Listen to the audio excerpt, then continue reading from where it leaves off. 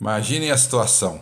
Você faz uma pesquisa no Google, pelo seu celular, pelo computador, que você quer fazer uma viagem para Salvador. E aí você entra no site, verifica preços, você pesquisa em outros sites e você então passa ali uns consideráveis 20, 25 minutos só com aquela pesquisa. Aí você não compra por algum motivo, talvez você tenha algum compromisso, o celular toca, vai fazer outra coisa e você de repente se esquece daquela situação. Pronto, é suficiente para você ter alimentado uma inteligência que vai ficar bombardeando você toda semana, todo mês, para você retornar naquela situação. Você com certeza já teve essa situação na sua vida, na é verdade? Aí você entra no Facebook, tá lá, viagem para Salvador, Salvador, Ilhas de Salvador, as melhores praias estão em Salvador. Aí você vai ver uma notícia, a notícia que aparece com a propaganda do lado: Salvador em 5 vezes, Salvador, a melhor terra, Salvador, venha para Salvador. Aí você entra no Facebook, no YouTube, aí aparece vídeos lá: Salvador, Salvador, as praias de Salvador. Ou seja, o que aconteceu, né?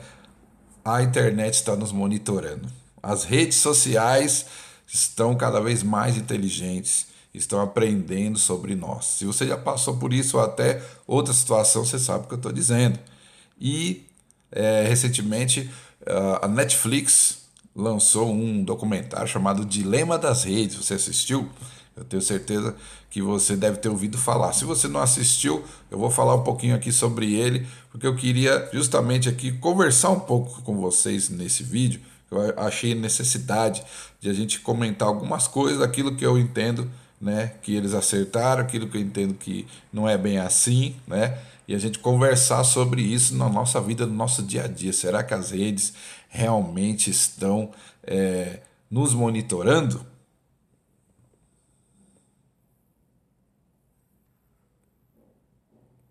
Apesar de enfrentar uma montanha de críticas, as chamadas Big Techs estão aumentando ainda mais. A indústria da tecnologia inteira está sob um novo nível de observação. E um novo estudo foca na ligação entre saúde mental e uso de redes sociais. Estamos aqui para falar sobre a última pesquisa da... Está acontecendo, não tem nenhuma cobertura. Dezenas de milhões de americanos são altamente viciados em seus aparelhos eletrônicos.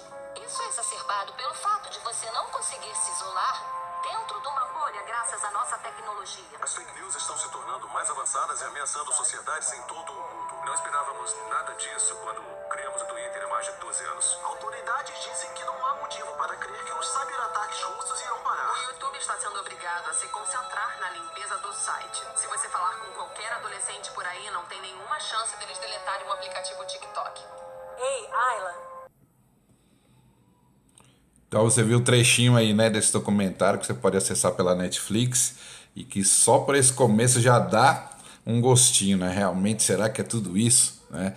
E eu tava vendo e fui impactado, né, por esse documentário e fiquei pensando e relembrando algumas questões que aconteceram na minha vida, né?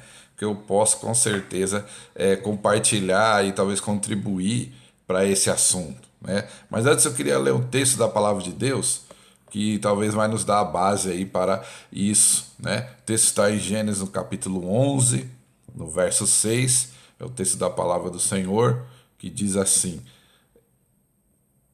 E disse: Eis que o povo é um, e todos têm a mesma língua, e isso é o que começam a fazer.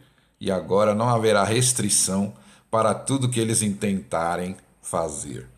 Esse texto está naquela passagem da Torre de Babel, quando Deus estabeleceu o mandato cultural, e que as pessoas tinham que crescer e multiplicar, encher a terra, mas o ser humano ali ficou com medo, com receio e desobedeceu à ordem de Deus, quis criar uma torre para chegar até o céu, numa pretensão de se salvar de um novo dilúvio, mesmo que Deus já tinha prometido que não haveria mais dilúvio. Então esse texto mostra que o que o ser humano tentar fazer, nada vai ser possível pará-lo. Se não houver uma interrupção ou se ele mesmo não refletir sobre isso, dificilmente as coisas podem parar. E é exatamente esse ponto que o documentário traz, que nós temos que tomar cuidado se não olharmos agora para o que está acontecendo, se não olharmos agora para a situação do que está acontecendo, como essa criança, veja essa criança aí, como ela está vidrada. Ayla, pode colocar a mesa, por Os favor? procedimentos cosméticos estão populares entre os adolescentes. Cirurgiões plásticos criaram uma síndrome para isso. Será que essa situação não está acontecendo exatamente na sua família? Não acontece aí na sua vida? E então esse documentário ele vem trazer isso, né? Essa questão do dilema e o dilema da rede, né? Então vamos trabalhar um pouquinho essa questão aqui nesse vídeo. E eu queria falar com você então um pouquinho da minha experiência, porque eu entendo que esse não é o dilema das redes, né? É o dilema do ser humano. O ser humano tem esse dilema. E o principal, é mais íntimo desejo do ser humano é a comunicação. Comunicação é o principal desejo do ser humano. E é por isso que as coisas acontecem desde o início dos tempos. E talvez estamos caminhando para isso justamente por causa da comunicação. Então eu quero falar um pouquinho da minha experiência para você entender e talvez pela minha ótica você se identifique. Quando eu comecei a trabalhar, né, já lá na década de 80, existia o antigo Telex, não sei se alguém lembra, que era aquela máquina onde você digitava os telegramas e aí vinha fazer uma fitinha amarela assim com as bolinhas, com o cartão perfurado, que era a tecnologia mais avançada antes do computador. E aí então você fazia ali, gravava como se fosse uma espécie de disquete ali. Então aí depois você colocava aquilo na máquina do Telex e por aqueles buraquinhos os telegramas eram todos passados uma vez quando estava conectado com os correios. Então seria uma pré-internet, um bisavô da internet seria o Telex. E eu lembro que eu trabalhava numa empresa, no escritório ali no centro de São Paulo, e o meu amigo Ivan, ele deve talvez se lembrar se ele estiver assistindo, a gente estudava no mesmo colégio e ele trabalhava num outro lugar. E a gente marcava mais ou menos assim, ó, 12h10, assim, você entra lá na máquina de telex que a gente vai conversar. E aí a gente conversava e parecia um walkie-talkie, assim, primitivo. Então eu escrevia, oi Ivan, tudo bem? Aí apertava uma tecla que fazia o botãozinho de barulho de campainha. Pi, pi, pi, pi. Aí ele sabia que eu tava chamando ele. Aí ele respondia, oi Leandro, o que você tá fazendo? Bi, bi, bi, bi. Ah, você vai na escola hoje? Bibi, e assim, a gente conversava pelo Telex. Então, veja, tinha só o telefone, né, na época padrão, não tinha celular, não tinha nada, estamos falando aí de década de 80, mas a gente já queria conversar, queria se comunicar, né, e usava uma coisa que não foi necessariamente feita para isso, mas a gente adaptou, tá certo? Depois veio, né, a internet, começou, né, em 95 a internet veio para o Brasil, foi aquela revolução. Aí, primeiros programas de comunicação, eu mexi no famoso e antigo ICQ. Você lembra do ICQ? O ICQ era aquele programa de bate-papo que a gente procurava, as pessoas tinham um número grande, enorme. Aí eu lembro que eu conversava com pessoas da Irlanda, da Inglaterra, dos Estados Unidos, no meu inglês macarrone, né, tentando conversar. E aquilo era uma revolução. Eu falava, nossa, hoje eu conversei com alguém do outro lado do mundo, né? Naquela conexão de escada da dial-up que demorava, ficava... demorava muito tempo, né? E aí veio depois o MSN, né? O Orkut tinha as comunidades, eu tinha comunidades, as pessoas entravam na comunidade, era maravilha. E aí a internet estava engatinhando, né?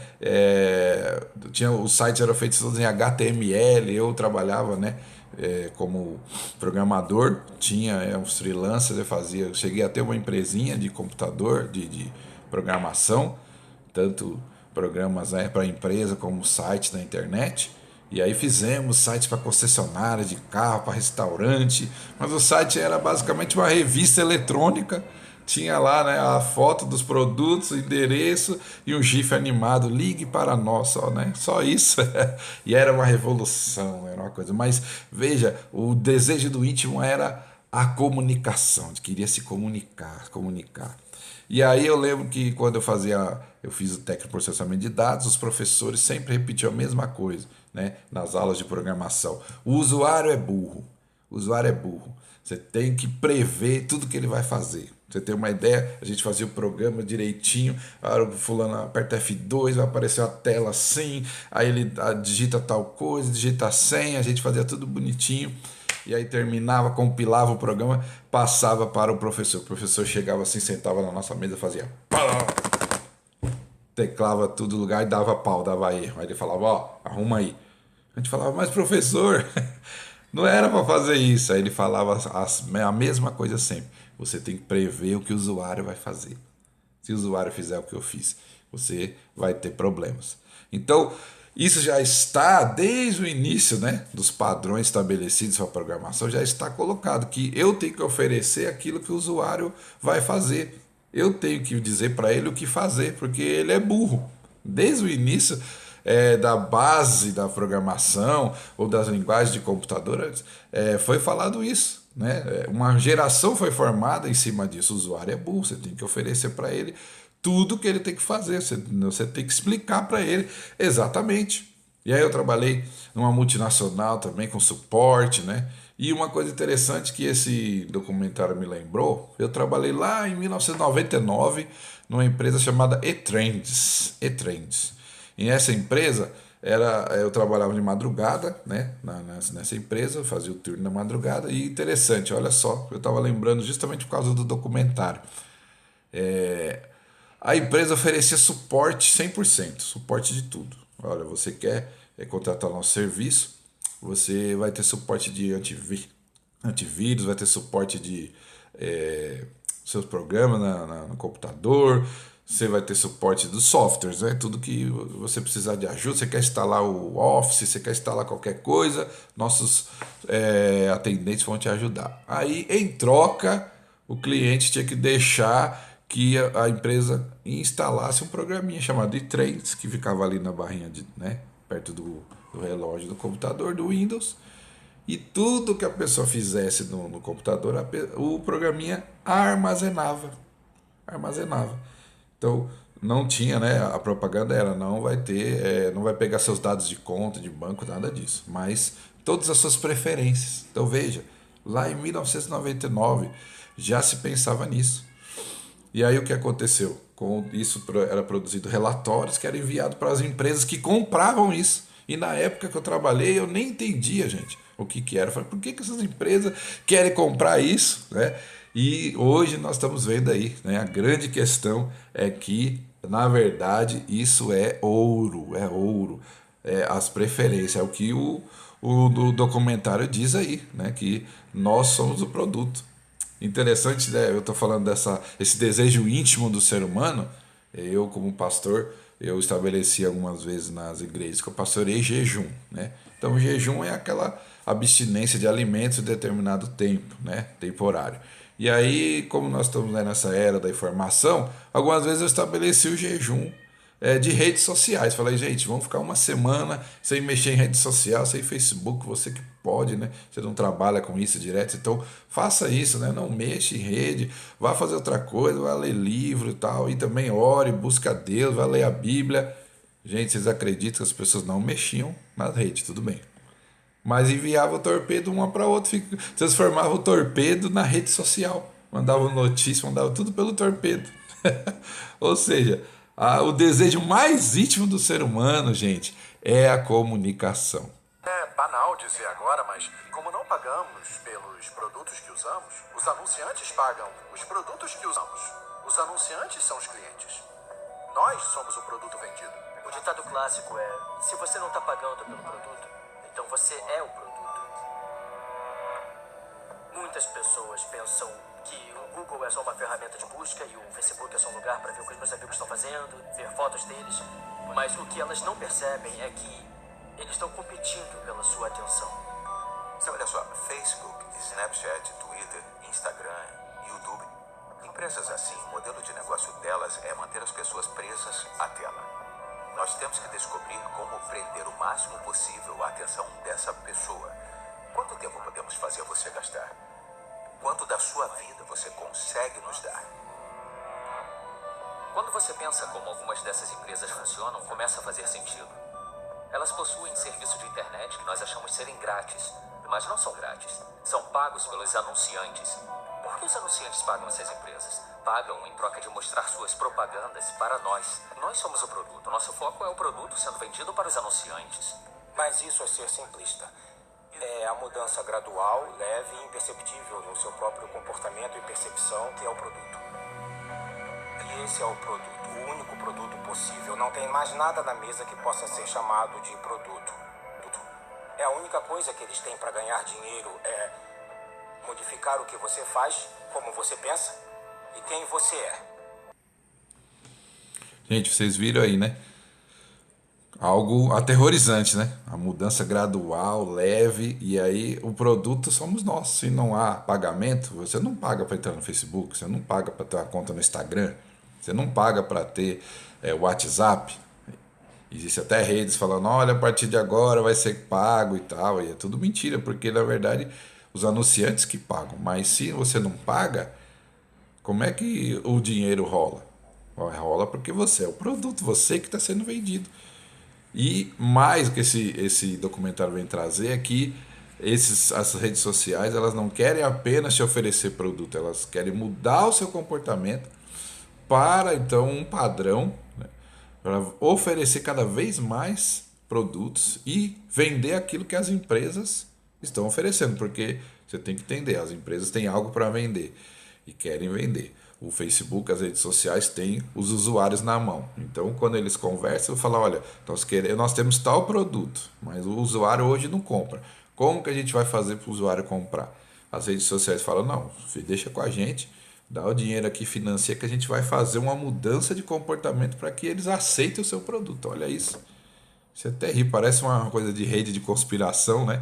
Mas lembra do texto de Gênesis, do inicial, que o Senhor Deus disse que aquilo que o homem quer fazer, né, que eles intentam fazer, vai ter uma hora que não vai ter alguém para parar, né? Como a Bíblia diz.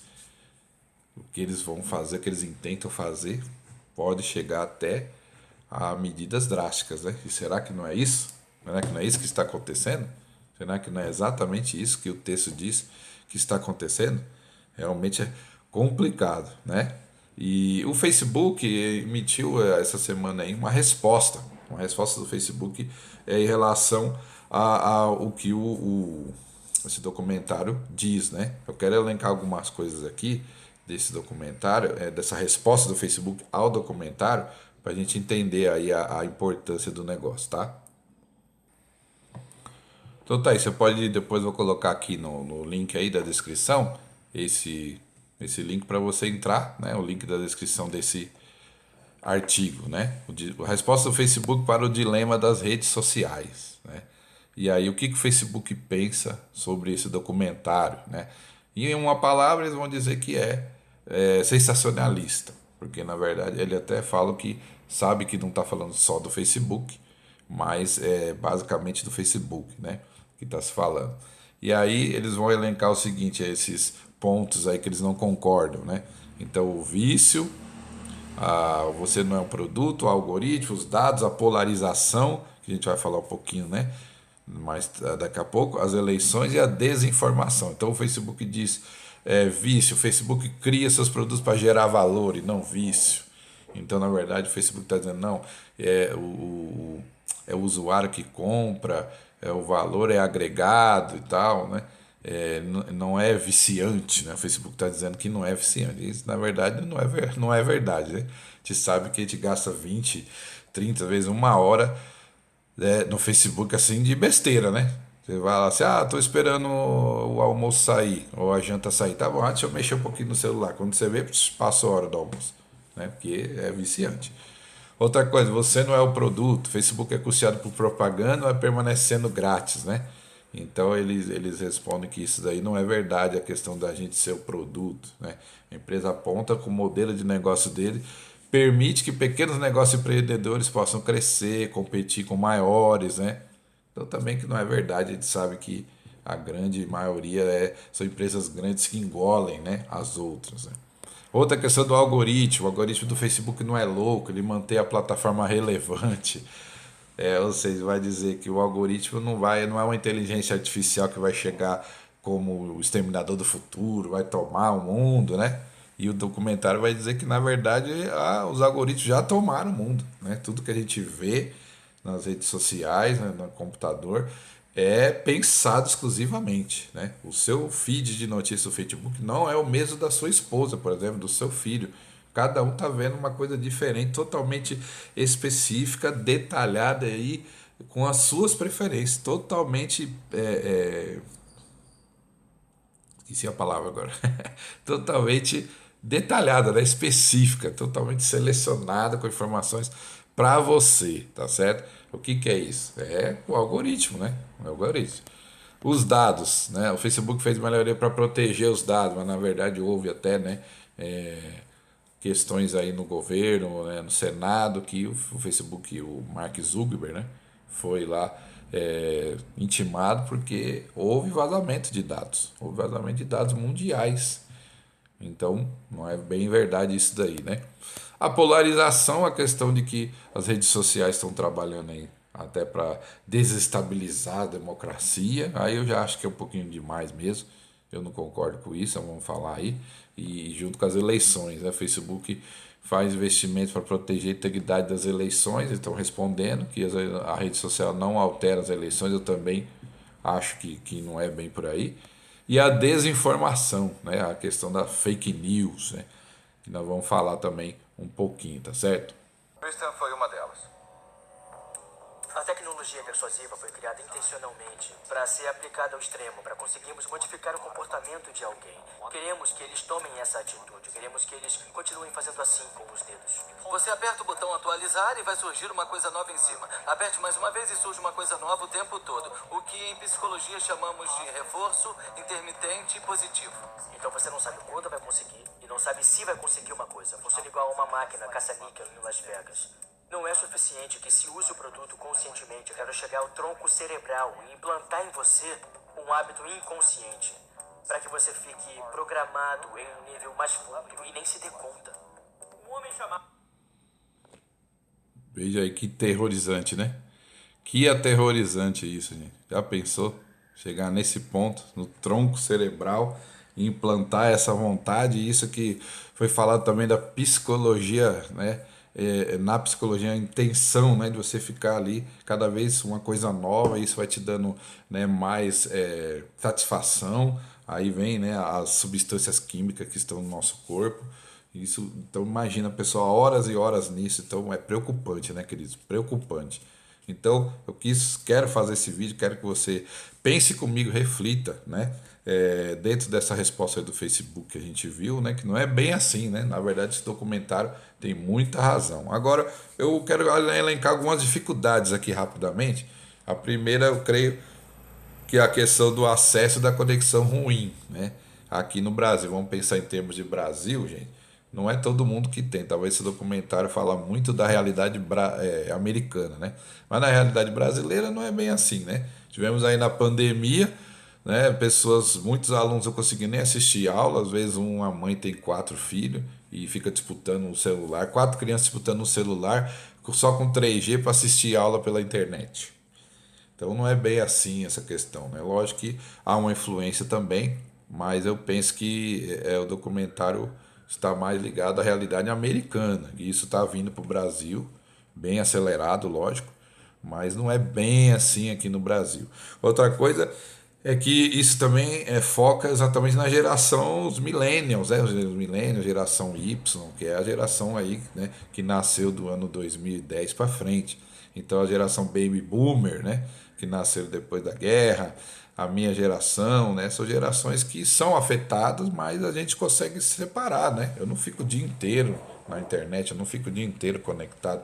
Eu sou conectado, sou antenado, mas eu consigo me desligar, né? Agora, as gerações aí, essas gerações Z, Y, né, os millennials, acorda com o celular, dorme com o celular e assim por diante. Então, talvez aí tenha uma questão aí de geração que eles não falaram, né? Chegam a comentar, mas é mais específico para as gerações. Agora, isso pode ser um problema para o futuro, né? Realmente, o futuro nosso aí, se continuar dessa forma, se não acontecer nada, como o documentário diz que temos que fazer alguma coisa, realmente é complicado.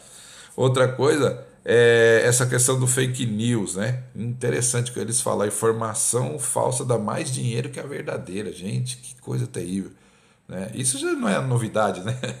Antigamente tinha um jornal aqui no Brasil chamado Notícias Populares, que te brincava que se a torcia saía sangue, né?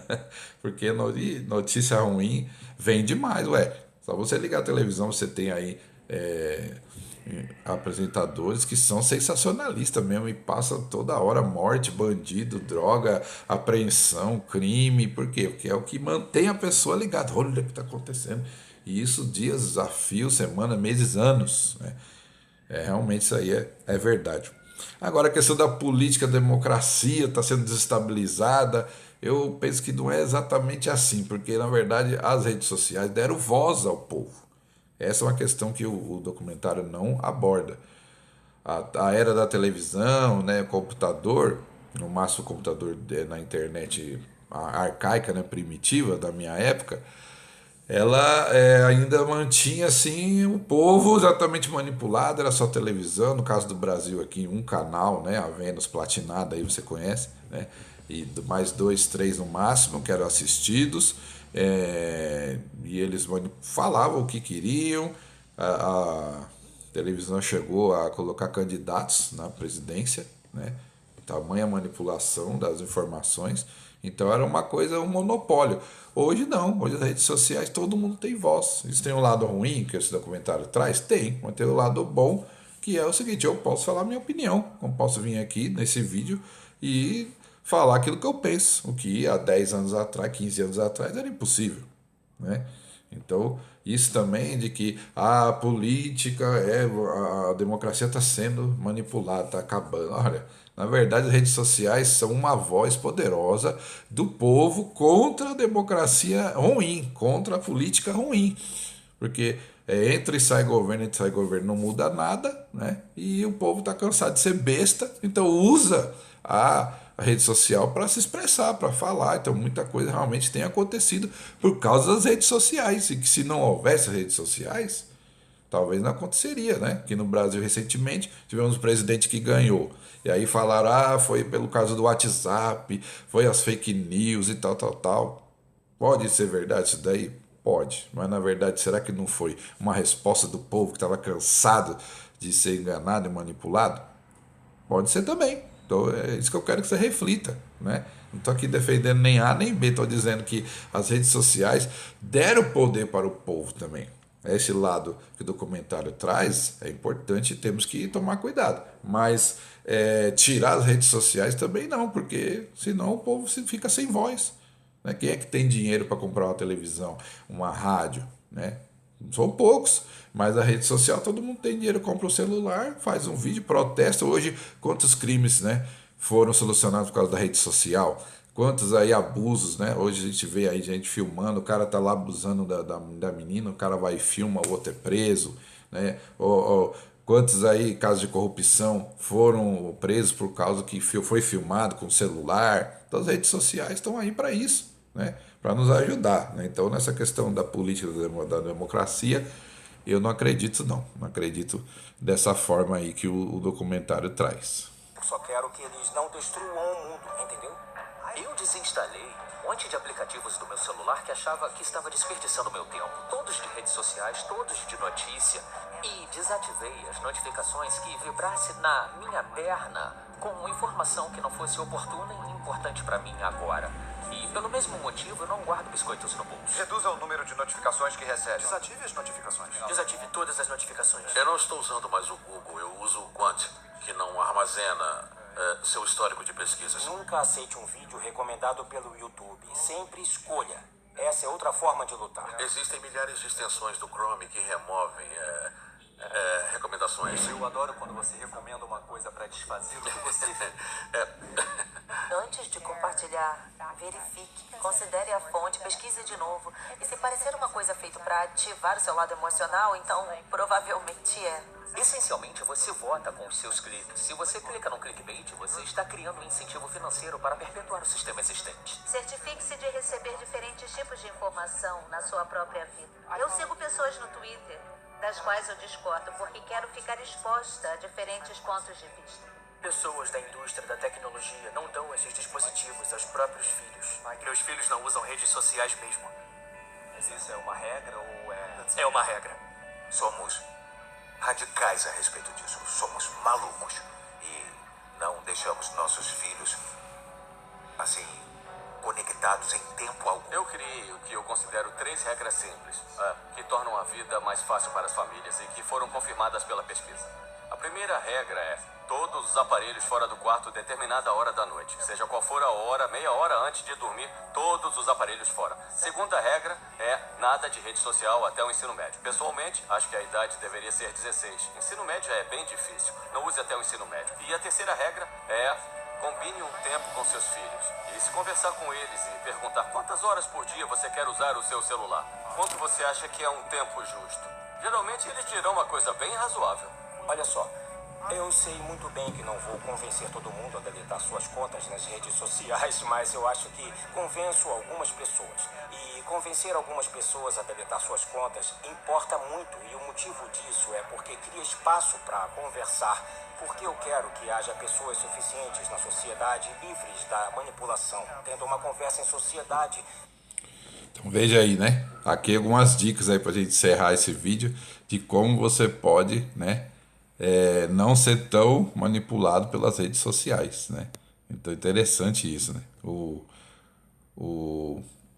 Os próprios todos esses documentários são ex-funcionários das grandes corporações, Google, Facebook, Instagram e tal. E veja que interessante o destaque que eu quero colocar. Eles mesmos não dão para os filhos deles. Ora, se eles trabalharam com isso e não dão para os filhos deles, alguma coisa tá errada, né? Uma coisa tá errada. É o ator de novela que fala pro filho: não assista a novela. Então é uma questão de consciência, reflexão, né? Complicado. Então, na verdade, estamos sendo expostos em demasia. Acho que esse que é o ponto. Esse que é o ponto. Nós estamos sendo expostos em demasia. Então, queria, talvez, terminando aqui esse vídeo, junto com essas dicas que a gente viu agora aí do documentário, falar para você o seguinte: você tem que sabotar. Temos que usar sabotagem. O que é? Quebra todas as correntes, manda a corrente para você. Passe para frente. Não passa, né? Eu mesmo quebro. Você mandar alguma corrente para mim, eu quebro. Entendeu? Quebra toda a corrente. Não fica passando vídeo de rede de conspiração, teoria da conspiração. O Trump vai taxar o Facebook. O Papa é a besta. Não sei o quê. Corta tudo isso. Desliga, sabe? Apaga isso do seu celular. Desativa as notificações, como eles falaram aí, né? A questão de ver coisas aleatórias, né? Ter também gente no seu Facebook, Twitter que você não concorda, né? E essa que é a questão, né, gente? Se não concordamos no que é verdade, é uma das frases do documentário. Se a gente não concorda no que é a verdade, não vamos sair de nenhum dos nossos problemas. Então, na verdade, o que está acontecendo é que está havendo tão grande manipulação de tal forma que a verdade não importa mais. A verdade é apenas um produto, né? Você quer desse jeito? Então tá bom, eu vendo para você um livro, um produto que está baseado naquilo que você acredita. Você não acredita dessa forma, você acredita de outra? Eu também tenho um livro, também tenho um vídeo, tenho uma coisa para te oferecer, um produto. Então, os absolutos não importam mais. E isso para nós, somente cristãos, é ouro, né? É a base, né? Então, talvez aqui nós estamos falando de uma solução através da ética. A ética, né, tem que ser voltada, estudada, né, na nossa vida, na nossa família, na igreja, na sociedade, nas associações, nos clubes. Temos que falar de ética, né? Tem que haver descanso também. Lembra lá aquele filme Jogador Número 1? Que no final, né, o camarada lá, o protagonista, ganha o jogo, e aí ele vai ser proprietário da empresa do jogo, e aí ele estabelece um dia de descanso. Nesse dia ele desliga o jogo, desliga os servidores para todo mundo poder viver sua vida, namorar, ter uma vida em família. Olha aí, então talvez seja uma das soluções, né? Quem sabe aí propor para o Facebook e YouTube desligar os servidores um dia. Será que é utopia? É que o documentário fala utopia ou distopia, né?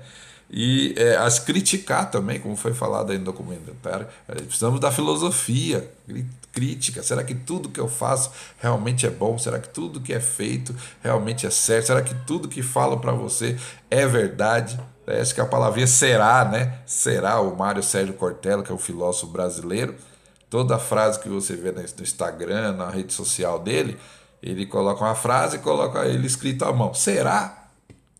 Por quê? Porque ele quer que você pense, será realmente que tudo que você vê, você ouve é verdade? Como que a gente vai tornar o mundo melhor? Então aí acho que nós como pais, aí o papel da igreja, o papel da família, os professores, né? Temos que atuar para que isso possa acontecer, né? E voltando novamente ao texto aí que nós iniciamos, né? Gênesis 11:6. O povo é um, todos têm a mesma língua e isso é o que começa a fazer.